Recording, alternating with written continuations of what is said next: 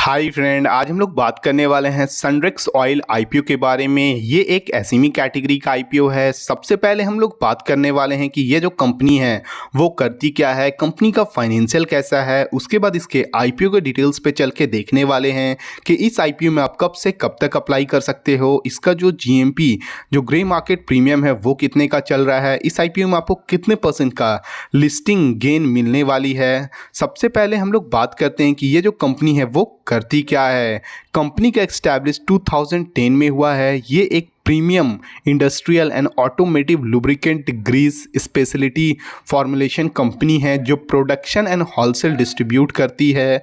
Company also provide private labelling services enabling clients to sell superior quality lubricant under their own brand. Company का जो overall जो business model है वो काफ़ी अच्छा देखने को मिल रही है। चलिए हम लोग इसके फाइनेंशियल पे नज़र डालते हैं।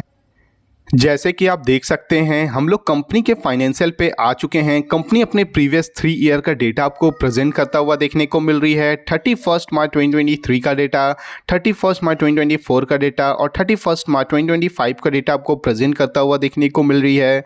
ये जो पूरी की पूरी अमाउंट दी गई आपको, ये अमाउंट इन करोड़ में दी गई है। सबसे पहले हम लोग कंपनी के एसेट्स पे नज़र डालने वाले हैं ईयर ऑन ईयर बेसिस पे। जो मार्च 2023 में आपको ये 14.93 करोड़ रुपीज़ का था, वही मार्च 2025 में आपको यह बढ़ के 38.43 करोड़ रुपीस का होता हुआ देखने को मिली है। अगर हम लोग इसकी टोटल इनकम्स की बात करते हैं, जो मार्च 2023 में आपको ये 27.79 करोड़ रुपीस का था, वही मार्च 2025 में आपको ये बढ़ के 69.12 करोड़ रुपीस का होता हुआ देखने को मिली है।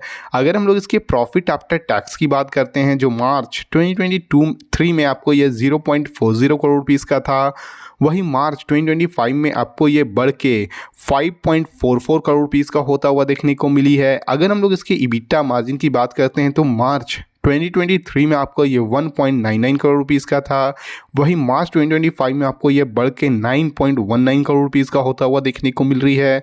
अगर हम लोग इसकी नेट वर्थ पे नज़र डालते हैं, तो मार्च 2023 में आपको ये 1.39 करोड़ रुपीस का था, वही मार्च 2025 में आपको ये बढ़ के 15.28 करोड़ रुपीस का होता हुआ देखने को मिल रही है। कंपनी के अगर हम लोग रिजर्व एंड सरप्लस में नज़र डालते हैं, जो मार्च 2023 में आपको ये 0.41 करोड़ रुपीस का था, वही मार्च 2025 में आपको ये बढ़ के 5.63 करोड़ रुपीस का होता हुआ देखने को मिल रही है। कंपनी के अगर हम लोग बोरिंग पे नज़र डालते हैं, जो मार्च 2023 में 9.80 करोड़ रुपीस का था, वही मार्च 2025 में आपको ये बढ़ के 17.38 करोड़ रुपीस का होता हुआ देखने को मिल रही है। किसी भी कंपनी का जो बोरिंग बढ़ता है वो कंपनी के लिए थोड़ी सी नेगेटिव न्यूज़ मानी जा सकती है, वहीं पे किसी भी कंपनी का रिजर्व बढ़ता है ये कंपनी के लिए काफ़ी बड़ी पॉजिटिव न्यूज़ है।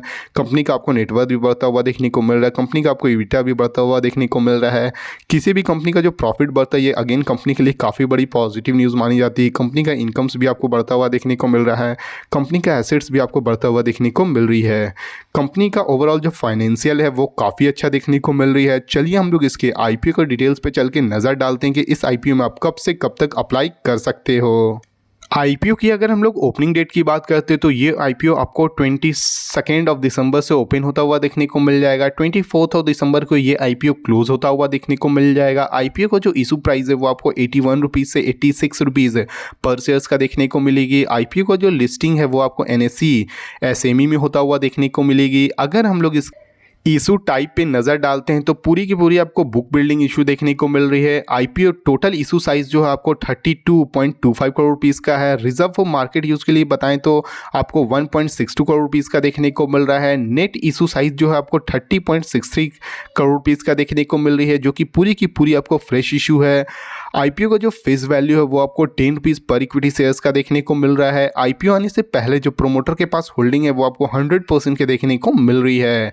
अगर हम लोग इसके आईपीओ रिजर्वेशन पे नज़र डालते हैं, तो आप देख सकते हो कि क्यूआईबी कैटेगरी को आपको 2% शेयर्स ऑफर किया गया है। एनआईआई कैटेगरी को आपको 37.24% शेयर ऑफर किया गया है, और रिटेल कैटेगरी में आपको ये 55.72% शेयर्स ऑफर करता हुआ देखने को मिल रही है। अगर हम लोग इस जीएमपी और लिस्टिंग गेन पे नज़र डालते तो आप देख सकते हो 21 दिसंबर के अकॉर्डिंग इसका जो जीएमपी है वो आपको ₹0 का देखने को मिल रहा है। इसका जो लिस्टिंग प्राइस है ये भी आपको ₹0 का देखने को मिल रहा है। एस्टिमेटेड प्रॉफिट है ये भी आपको ₹0 का देखने को मिल रहा है। अगर आप अभी के अकॉर्डिंग इस आईपीओ में अप्लाई करते हो तो आपको इसमें किसी भी तरह का प्रॉफिट आता हुआ देखने को नहीं मिलेगी। अगर हम लोग इसके मार्केट लॉट्स पे नज़र डालते तो आप देख सकते हो एक लॉट्स में आपको 1600 शेयर्स मिलने वाली है। अगर आप इसे इंडिविजुअल इन्वेस्टर से अप्लाई करते हो तो 2,75,200 रुपीज़ लगने वाली है।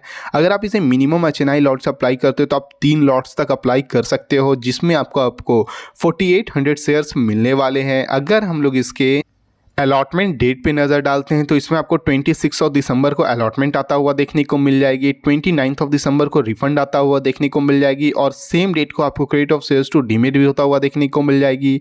आईपीओ का जो लिस्टिंग है वो आपको 30 दिसंबर को ये आईपीओ इंडियन स्टॉक मार्केट में लिस्टिंग होता हुआ देखने को मिल जाएगी। अगर आप इस आईपीओ में अप्लाई करने के बारे में सोच रहे हो तो अभी के अकॉर्डिंग इसे अवॉइड कर सकते हो। कुछ दिन के बाद अगर इसके जीएमपी में बढ़ती है तो आप इसे अप्लाई कर सकते हो। ये जो वीडियो वो केवल एजुकेशनल पर्पस के लिए है। अगर आपको इस वीडियो से थोड़ी भी वैल्यूएबल इन्फॉर्मेशन मिली हो तो प्लीज़ वीडियो को लाइक और चैनल को सब्सक्राइब करना ना भूलें। Thank you.